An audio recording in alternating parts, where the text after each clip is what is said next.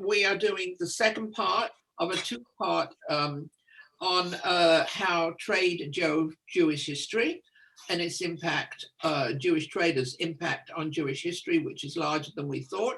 I'm going immediately to my PowerPoint, so hang on and just let me know if you can't see the PowerPoint. I'm just bringing it up now. Okay, you should be fine, right?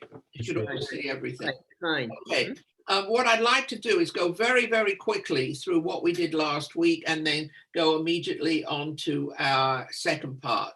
Okay, we started by understanding that Jewish history was impacted or has been impacted more by the activities of the long distance traders in Jewish history than it has in expulsions and persecutions and so forth.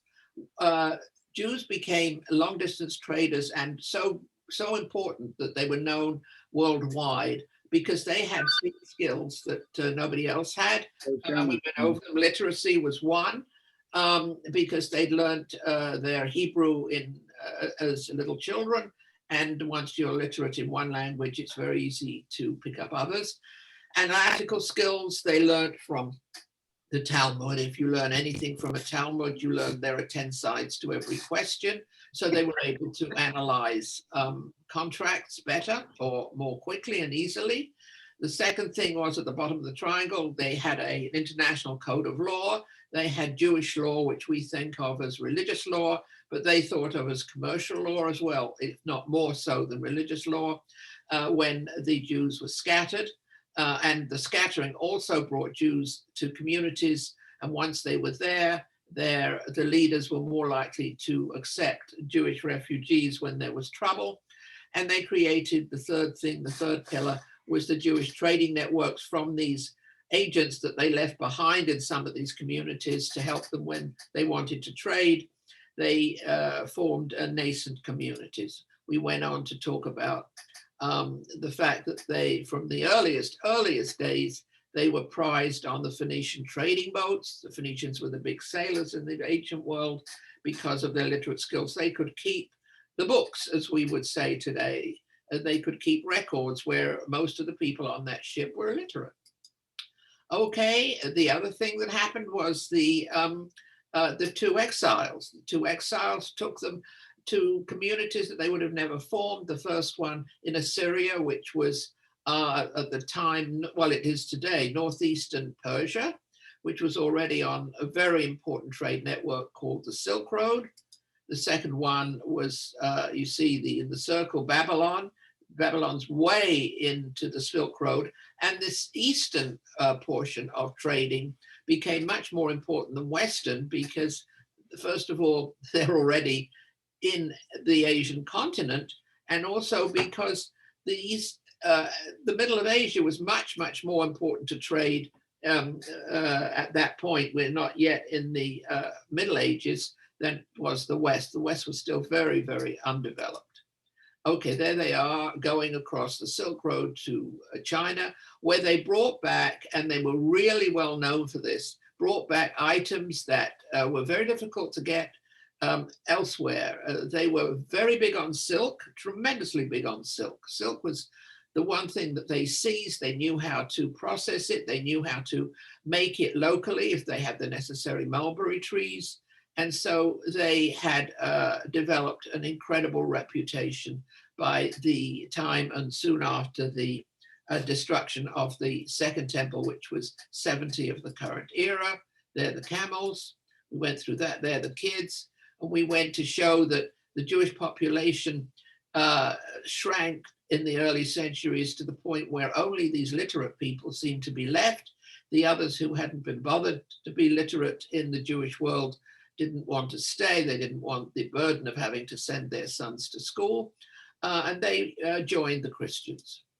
I just did this and told you it was very controversial, the fact that the Palestinians today are largely, from a DNA point of view, cousins of the current Israelis.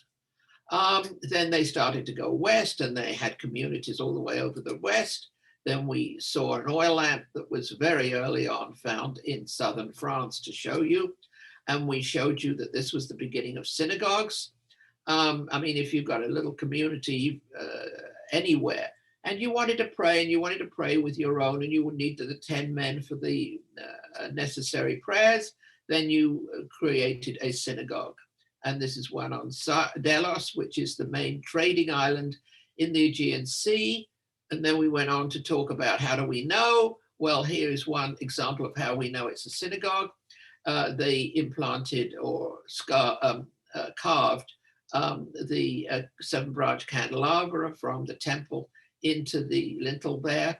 The seven-branch candelabra was the symbol of the Jews until modern times, when the Zionists decided they were going to change it to the Star of David. And this is another one at Ostia, the port of ancient Rome. Another synagogue, looks more like a temple, but it was a synagogue. And this is one of the captives that was brought to southern Italy, and there a huge Jewish community developed in the early centuries. And soon after, this is a map of where all those little communities, trading communities first, then just communities, grew up. So you're seeing, and this is also down on the Atlantic coast of Africa, where they found a synagogue. This is the synagogue that was even older. So we know that they were trading all over the map. Another one with the dots. I'm going very fast over this, then I'll slow down. And Jerba was another island. You can see where it is, south of Italy, on the Algerian coast, where a lot of, even today, there's a lot of Jewish sites to see. I'd like to go there, haven't been there. That's one of the places I have not yet been. And they even went down the Arabian Peninsula to the point where Muhammad wanted their cooperation when he was starting his new religion. And they said, nah, we'll stay with our own. And again, you see how widely spread they were, and that was all because of their trading ventures at the beginning. Now we know from the Geniza document, the Geniza was an attic I told you about in Cairo, where they collected any documents with the word of God on it. And a lot of those were commercial documents. So this is how we know what we know.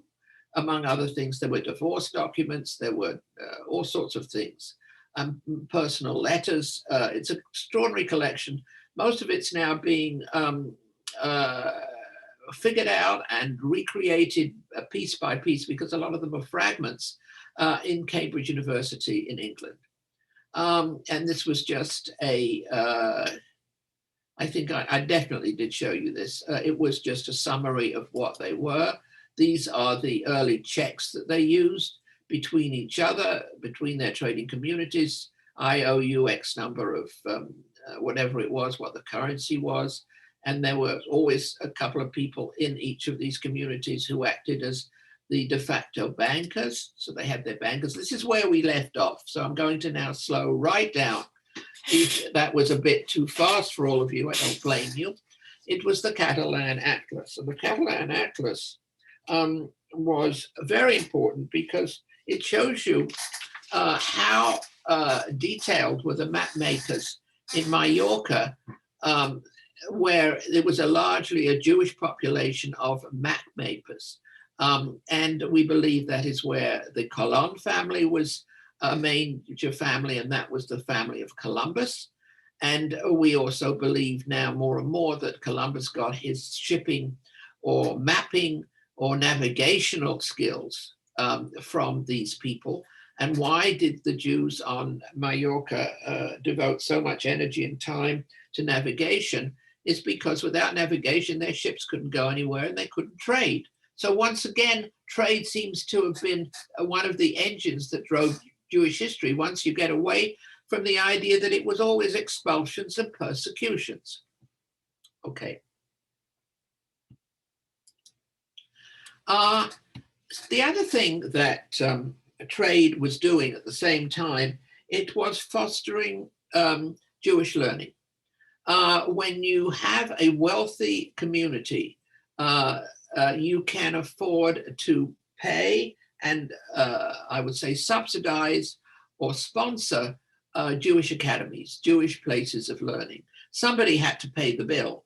And it was these Jewish merchants, if they got rich enough, that would always, not always, but very often turn around and say, well, I'd like to give something towards Jewish learning, which they do today. This is a synagogue in Trani. Trani was on the Adriatic coast of Italy, and it looks like a church because the one thing, synagogues were always built in the vernacular, and they are today. And out of Bari and nearby Otranto went the saying at the time in the 11th century, will go forth the Torah and the word of God, because out of there went these learned students, now rabbis themselves, and they settled far and wide, and they brought a lot of Jewish learning, at least in the Middle Ages, early on, to these widespread communities. So trade helped pay their bills and then sent them on their way. The other thing that you can't ignore is the tremendous impact that silk had on Jewish wealth, Jewish traders, and thereby Jewish learning. Here we'd say in the caption here, some of the earliest Hebrew books were printed in towns like Bologna, Italy, by Jews who had become wealthy from the manufacture and sale of silk. There's one scholar who's done a whole PhD thesis on this. And it was always considered a Jewish occupation, especially in Italy. Why? Because in those days, in the Middle Ages, you had monopolies. Everywhere you went, if you could, you got a monopoly. And they would try always to take the monopoly on silk. And although silk, or sericulture it's called, when you make silk fabric out of your original silkworms and mulberry trees, they learned how to do this to a really high degree. And they always had wonderful silk fabrics available to those who could afford it. And it brought wealth to them, and they turned around, as I say, as they do today. And some of them use this for some of the earliest printing. Jews were heavily into printing, even from the beginning. Soon after Gutenberg, began. And they had the wealth to do it. And how did they have the money to do it? Because even to make the movable type in the earliest days would have been a huge undertaking. We can't think of it as, just so easy and simple like today. It wasn't at all. And you had to have the funds and the sponsors to do it.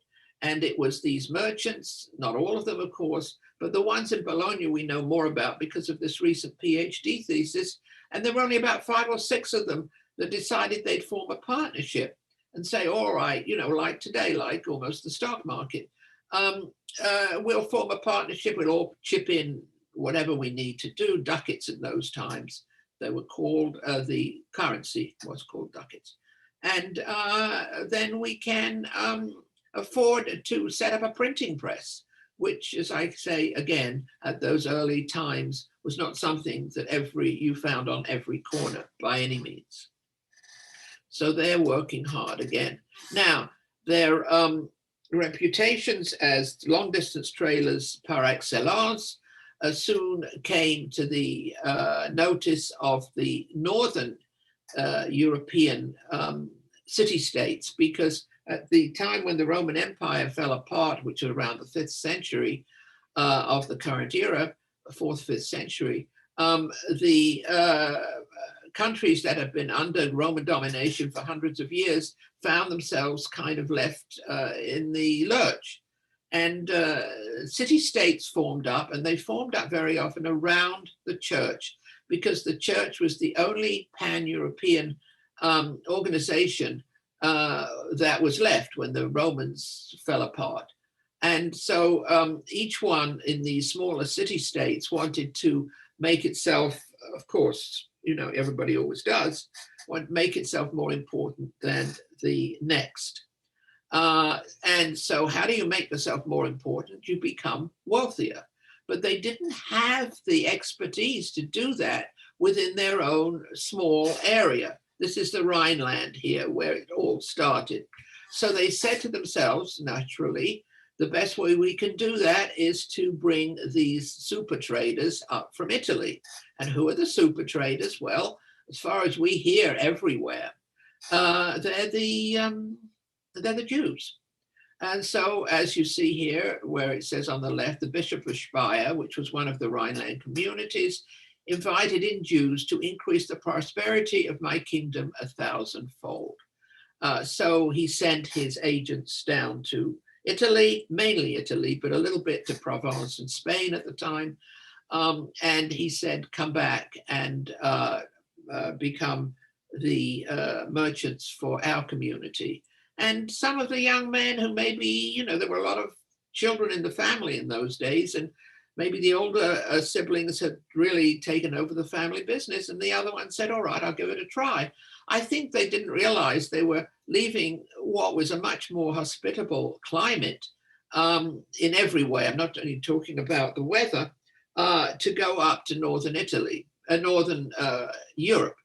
And they went up in very, very small numbers because, okay, this bishop, for example, he didn't want everybody to come in. He was very picky.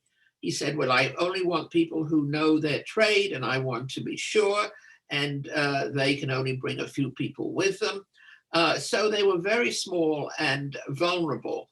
And they did okay, but they never did very, very well, not only because the climate was so inhospitable, but because the church was much stronger at that point. We're now the early Middle Ages or the Middle Ages than it was in the south. For instance, where some of these traders came from down here in Italy, they were under Muslim control at that point. The Kingdom of Naples, it was called. It was the southern part of the Boot of Naples. And the Muslims had been much, much more hospitable than the church ever was. And the church up here was extremely strict. The further you go, the worse it gets.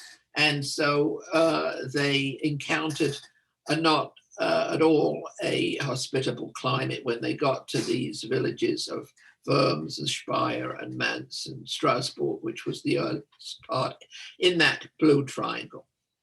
All right, so they get up there. What happens? This is a relief on a building in Stockholm of two Jewish traders. I mean, you see all of the stereotypes there.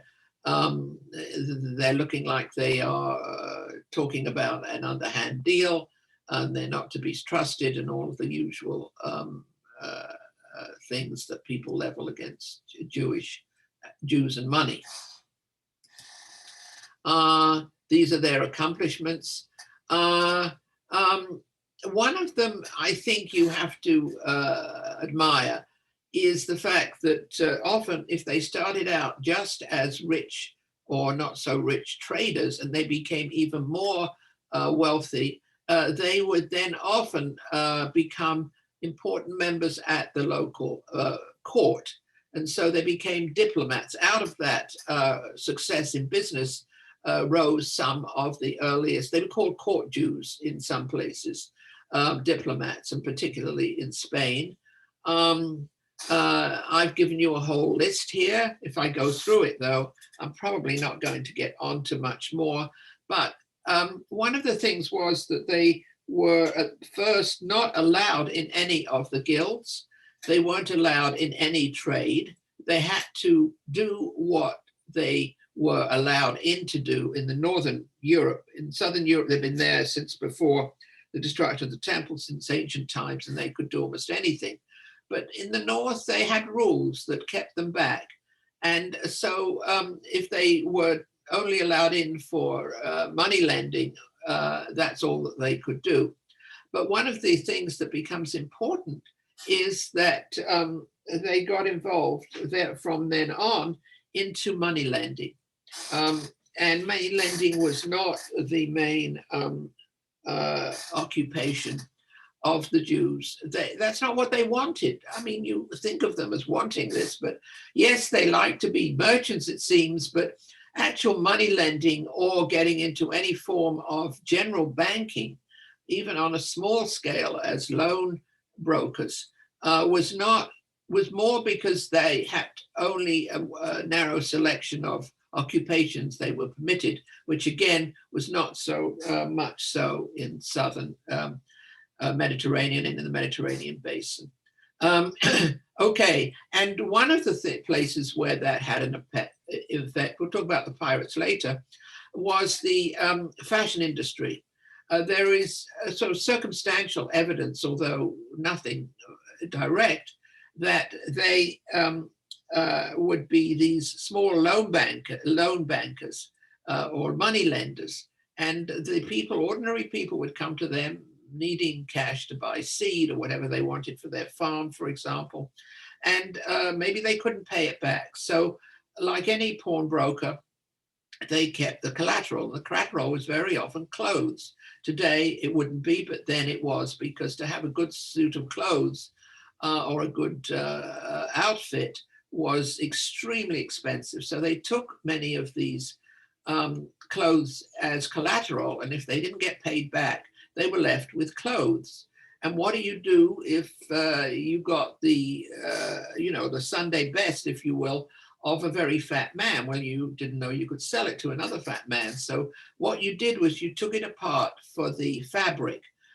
Fabric itself was a prized possession in those days, and you reworked it. And there are some historians, although I wouldn't say all, who believe that that might have been one of the ways in which the Jews got involved in the fashion industry or the clothing industry.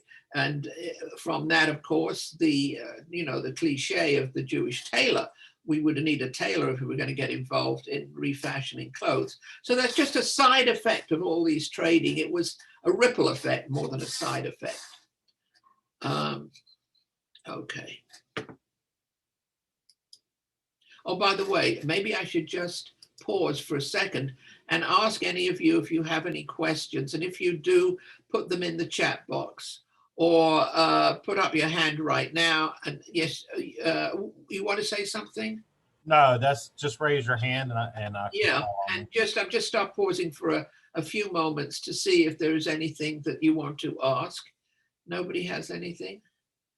Because I went a bit fast. Oh, but yes, you do. Oh, no, that's me. Okay, then I'll go back. All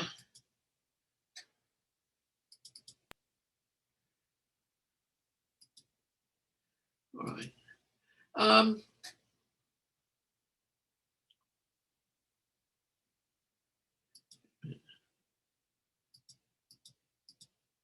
Okay, this is where I stopped.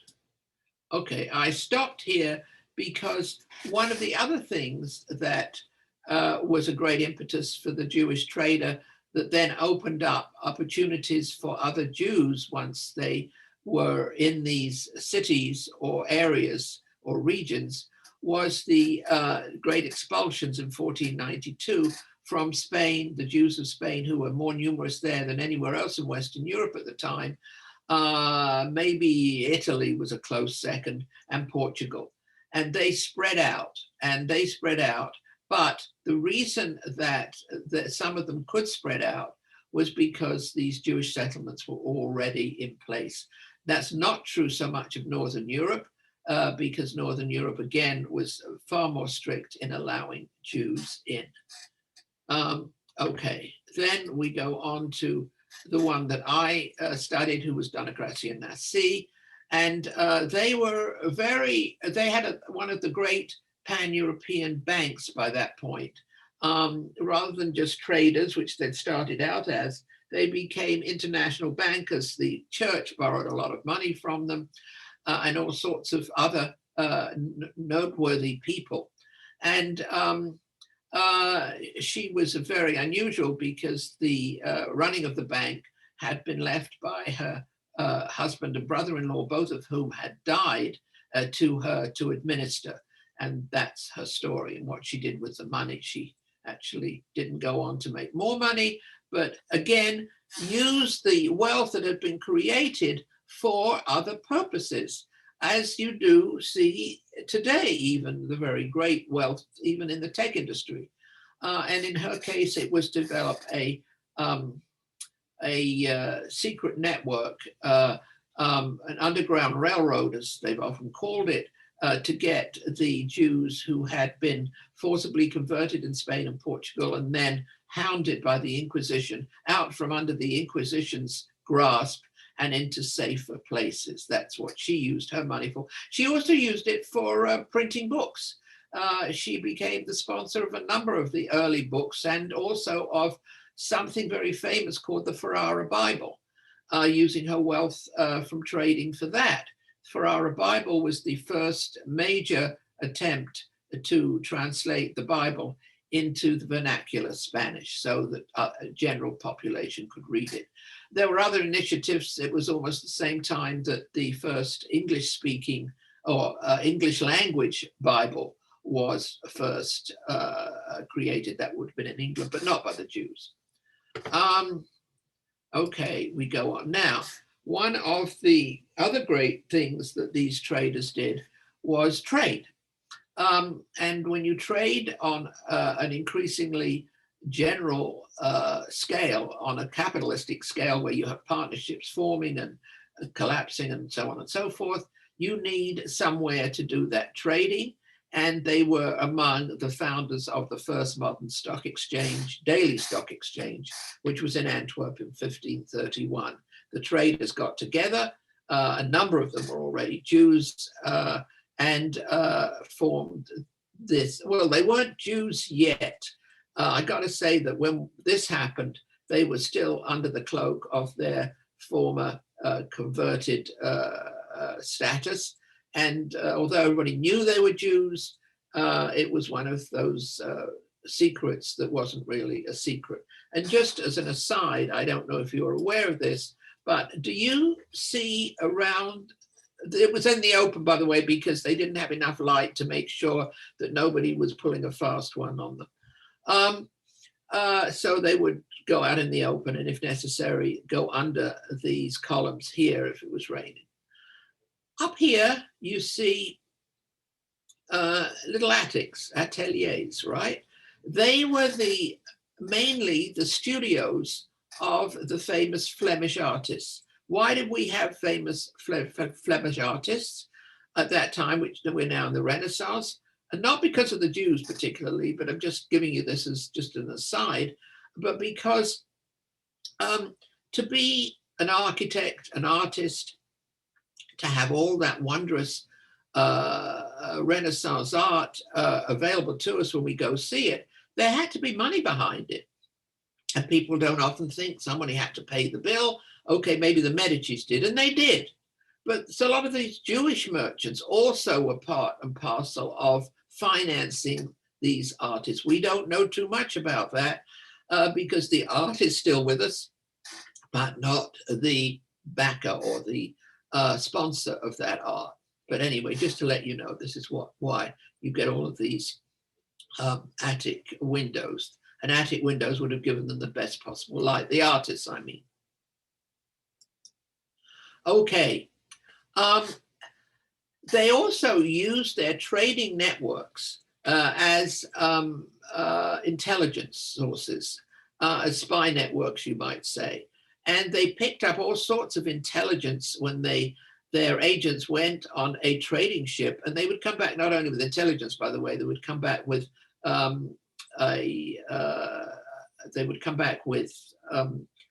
knowledge of medicinal cures. And so the traders offered two opportunities.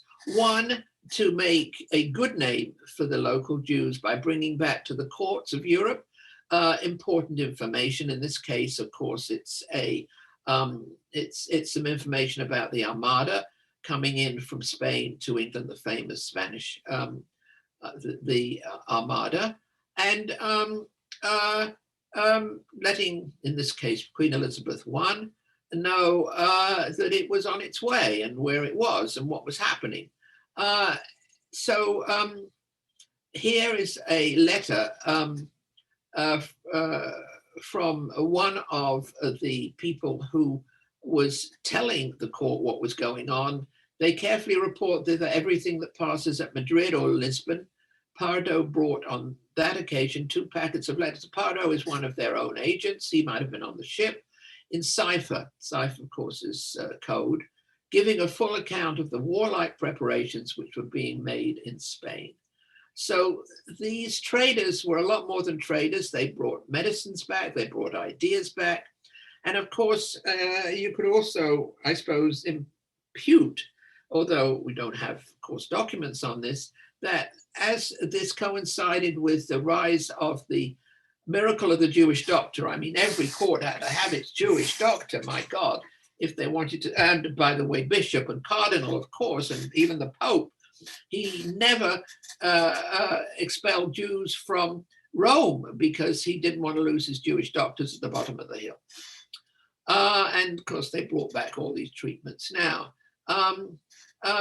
this one, I think I'm going to jump over because it would take a long time, but it shows you some of the sensitive information that they were able to bring back from these trading voyages. If they weren't just trading, they had a lot more to them than just trading goods. Okay. The achievement of these earliest Amsterdam merchants. Amsterdam took over from Antwerp very shortly thereafter. It was very much a free city. It wasn't under the Catholic Church. It had broken away very early. And the merchants flocked there for what was known as the Dutch Golden Age. So what did they achieve? They wrote the earliest books on stock exchange theory and practice. These are the Jewish community. They financed, as they did, as I say, elsewhere, the printing and distribution of liturgical books. This is their contribution to the religion itself. And they developed and spearheaded trade with the Caribbean, which won the earliest rights for Jews in the New World. So, you know, they opened doors. They didn't always do what came afterwards, but they certainly opened the doors.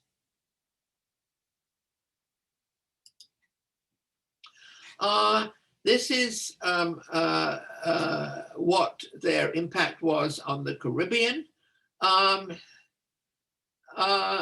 Suriname became so wealthy, I'll just read this quickly, that its sugar plantations became the benefactor for the earliest colonial Jews up in North America.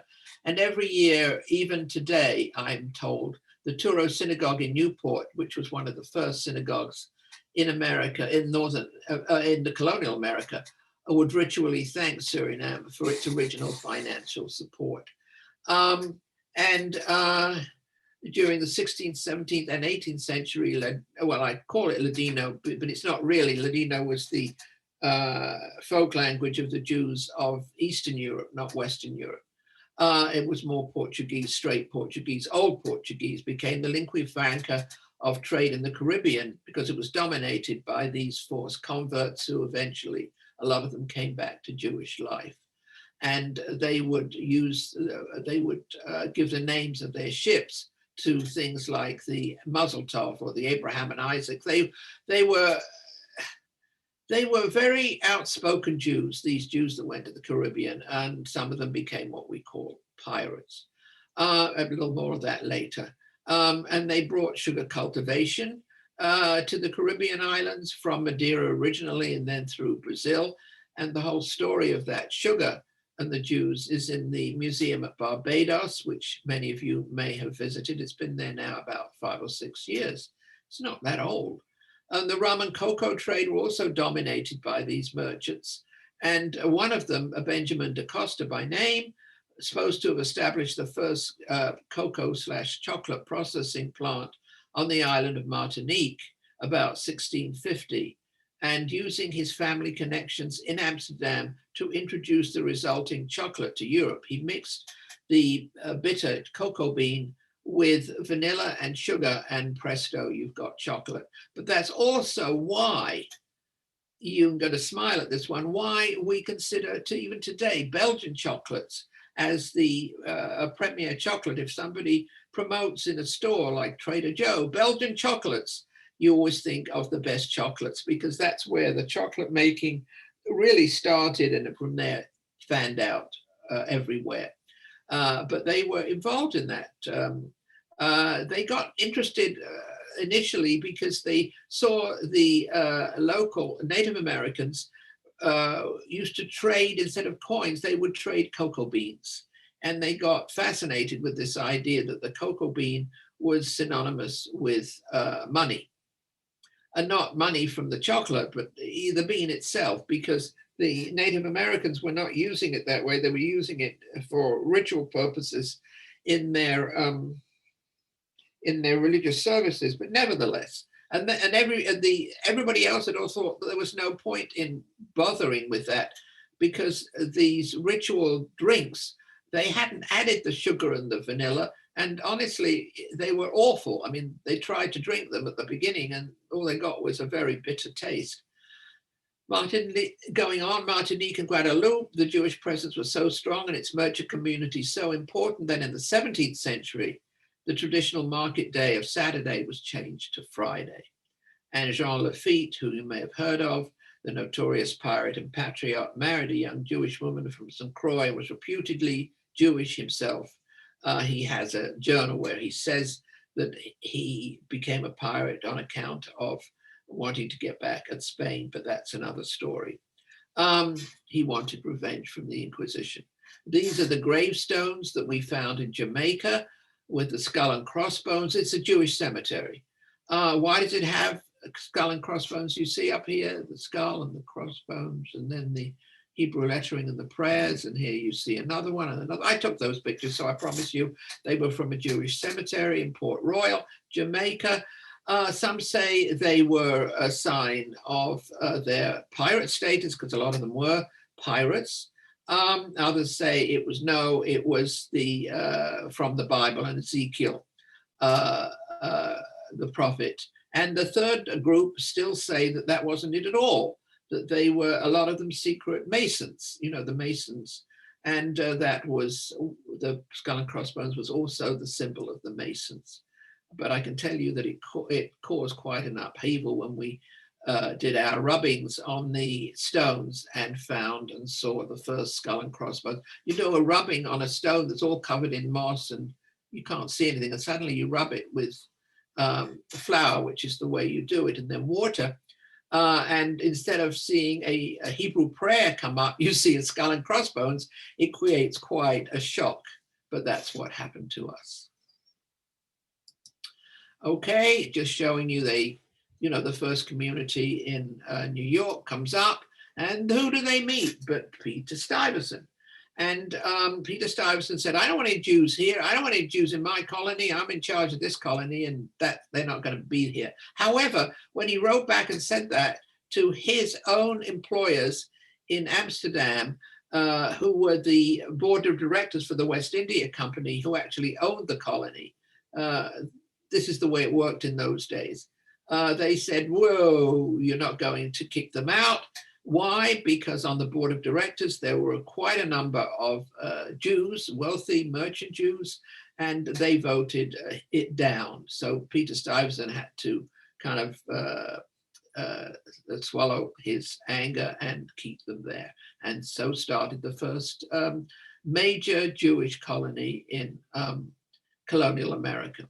And these are just some of the subsequent people who became very renowned, first of all, for their trading, and originally from a converso background. Conversos were the, if I didn't say so, the forced converts.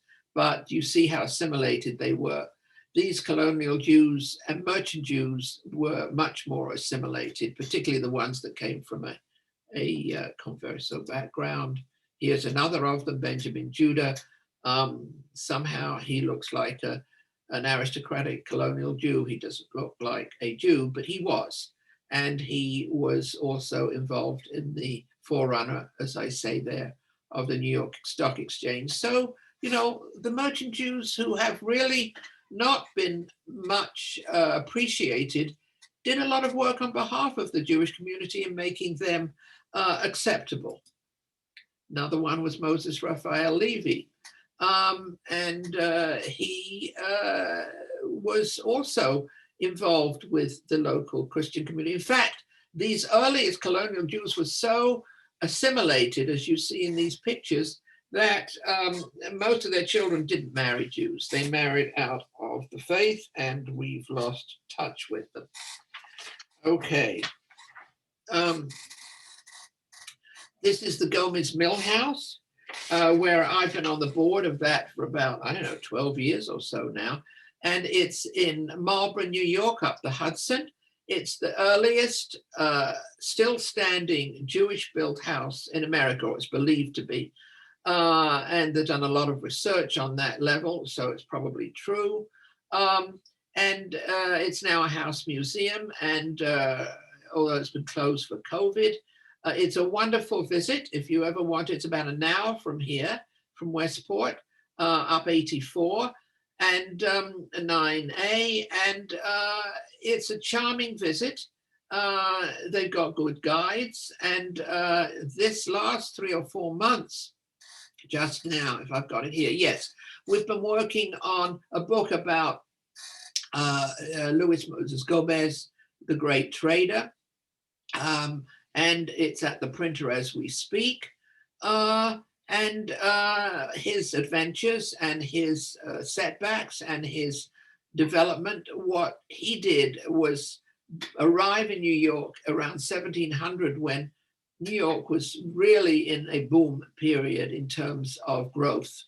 And he helped, in conjunction with his fellow non-Jewish merchants, they were much more friendly in those days, very friendly, help develop New York as a commercial city. He bought that property up the Hudson because it had a lot of limestone and timber. And if you are building a city, you need limestone and timber, and he would have these raw materials floated down the river. So it's an interesting story to go, and it's a lovely place to have a picnic in the summer. I don't know if they're opening this summer. They still haven't made a decision. I hope they will. I think they should, but they're waffling over it at the moment. But it's one of those stories that whenever I bring it up, people look at me and say, who was he? Because so much of Jewish history is either, as I say, refugees, persecutions, or rabbis and rabbi stories. But he wasn't a rabbi at all. He was just not just a merchant. He was a good one. Okay. Now, what did commerce have on the impact in America here? Started out, of course, to make a living as a peddler, see the top left. And then maybe he got enough money that he bought himself a push cart, or even a push cart with a horse if he was lucky. And then he would open a retail store if he had a little more money saved. And often it would be the only retail store, dry goods store, they called them, in town. And then what do you know? Before you know it, he's got a whole chain. And I've got Neiman Marcus as my example there. And now, of course, the chains are going. So where are they going? They're going into finance for its own sake. So I put together some of the things that they did for America, the commercial end of things. I'm not talking about a lot of the other things that they did. They created a parallel universe, their own financing and trading networks. With these partnerships that they often did between themselves, they were able to put together enough capital. That was before we had capital markets here. They gave jobs and opportunity to their own people and traded with their own. And this we know from the Lower East Side, where it was the early Jewish German immigrants that gave the employment to the newcomers from Eastern Europe. They weren't very nice to them, but anyway, they got a job. They were not built for physical labor, so they tended to drift into occupations that required brains rather than brawn. They were very big in the gold rush, but not as diggers. They set up services for the gold, the people who rushed for the gold. They would set up in the towns all sorts of services for those gold seekers. Difficult for them to work traditional factory jobs because it interfered with their Jewish ritual lives, which was still very strong.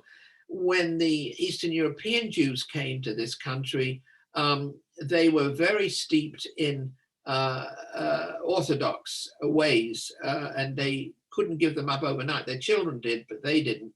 And so they needed jobs where they would be given the chance to have their own Shabbat off, their own Saturday off, and Jewish holidays off. And the only people who would do it for them were other Jews, like those German Jews I mentioned earlier. And, they went up the ladder, literally, peddler to push cart to storefront to department store. And they went from making money selling physical goods to abstractions such as banking, and not so good were the what are they called? I'm blanking out for a second, but anyway, they certainly got a foothold with their merchant activities.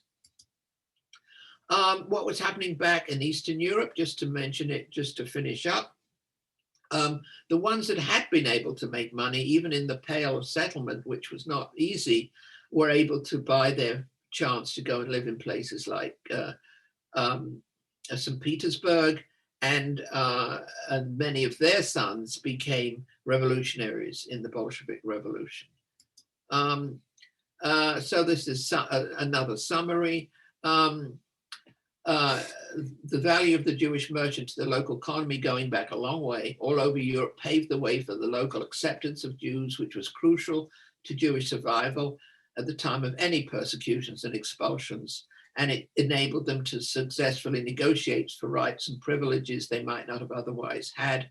And actually, we're going way back, and this would have been at the beginning. It was their trading communities that created the synagogues where the earliest Christians, including Jesus and Paul, would speak. I mean, it's all in the New Testament, how they would go to these communities and then try to persuade the Jews there. It was Jews at the start, and then it was afterwards everybody else to become Christian, and they were quite successful with that, as we know. The wealth accumulated by Jewish merchants permitted the growth of Jewish scholarship, which I mentioned before. Without Jewish traders and their intimate knowledge of medicinal herbs and remedies, as I have mentioned, the cult of the Jewish doctor as an exceptional healer would have probably never come about. I mean, there was a reason the Jewish doctor got his reputation. Without the intervention of Jewish merchant elites in Amsterdam, the first Jewish communities of 23 Jews to arrive here in New York, or New Amsterdam at the time, would have been refused entry. And those merchants facilitated the immigration for others needing a safe haven.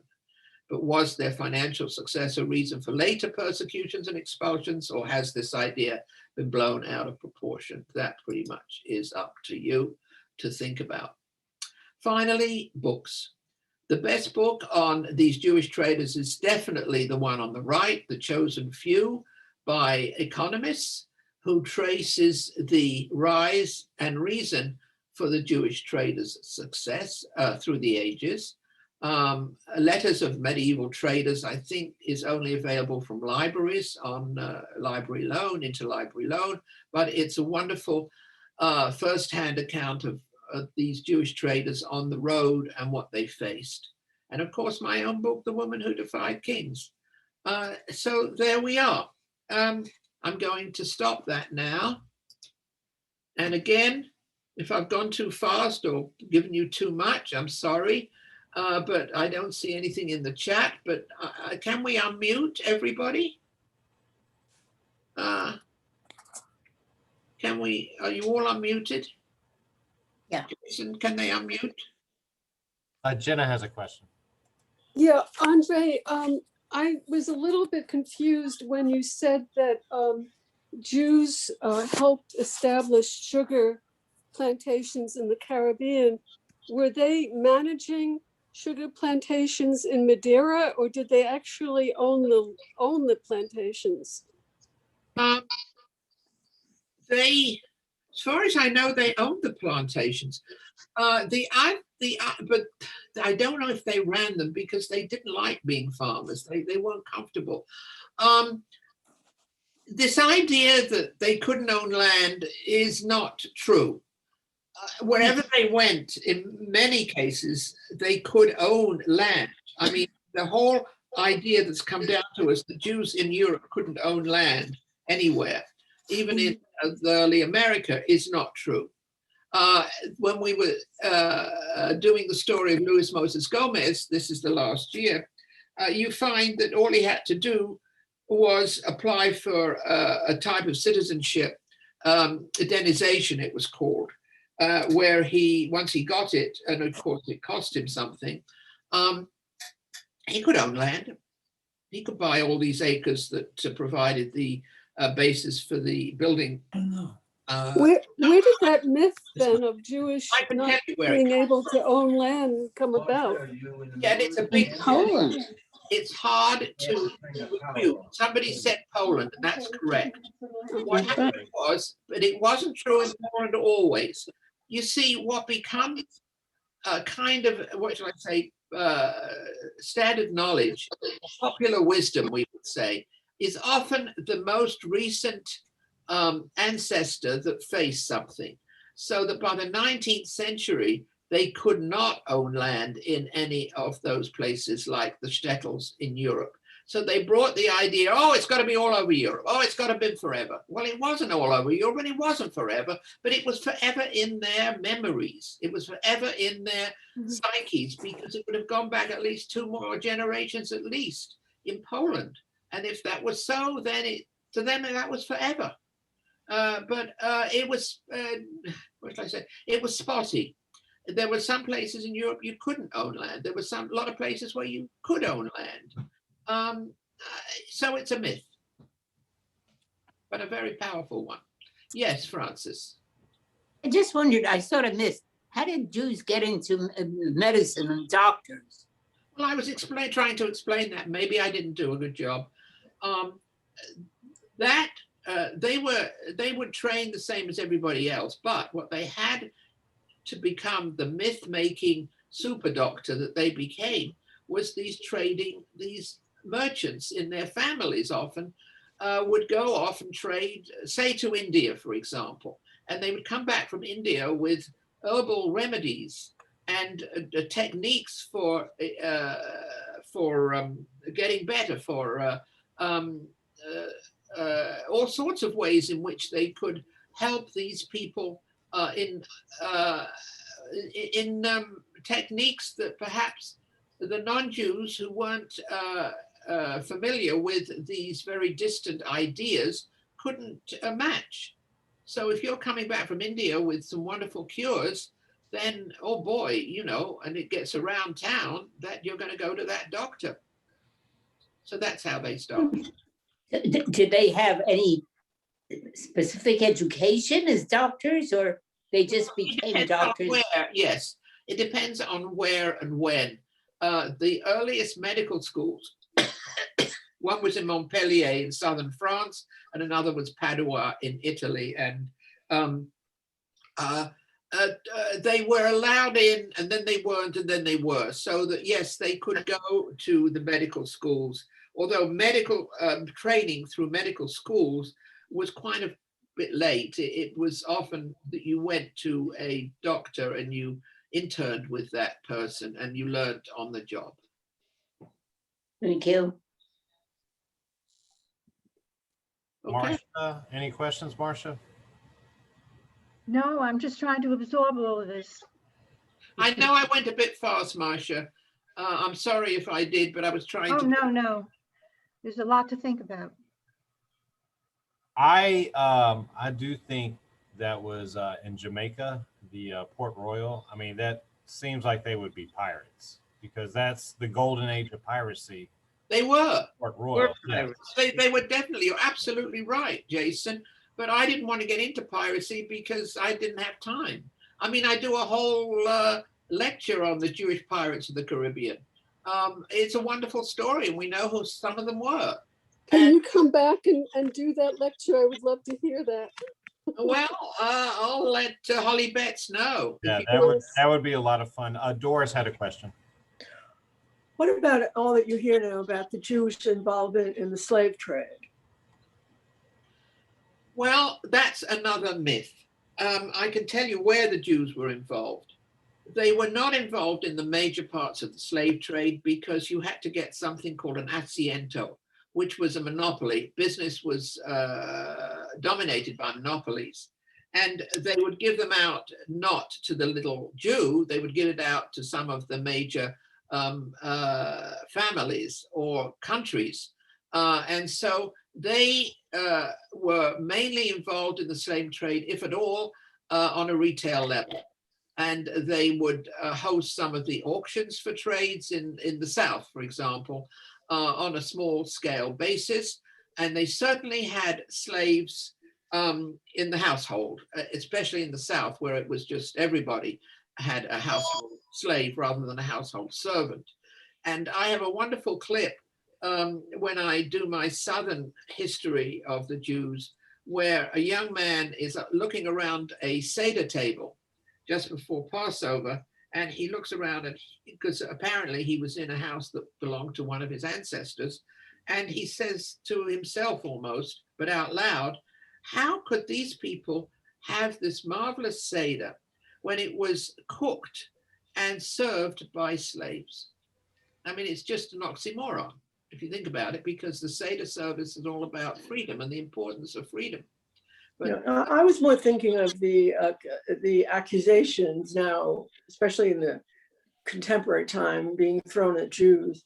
yes, That they were absolutely, prominent they were slave slave traders, not slave well, owners. it's not possible. People have Yes, yes. people Yeah, have I done mean, all sorts yes, of that's stuff. why. No, they've tried to say that. The Black leaders have tried to say that too. Yes, exactly. We know about that, but when they looked into it, they just weren't important enough to get these monopolies to get into the slave trade. I mean, they were too small, so they never did. But they certainly were active on a retail basis here and there. We have promotions and ads and all sorts of things to show that. The other thing was, the reason that they weren't heavily into the slave trade is a very interesting one. And that is because by and large, they did not go into farming. And farming was plantation, meant plantation. I mean, they were into sugar at the beginning, but it was small. Jews didn't want to live far away from other Jews. They didn't want to be isolated, say, on a plantation in the South. They needed to be urbanized in order to continue their rituals and live a Jewish life. So it never appealed to the Jew. And if you don't have a plantation, for example, in the South, what do you need, 200 slaves for? Maybe you need one or two in the house, and that was it. Is that it? Talking of it. No, that's very, that makes a lot of sense. Okay, can we, I think we're over time. So maybe I'll just close the meeting and thank you all for attending. Thank you. Thank you.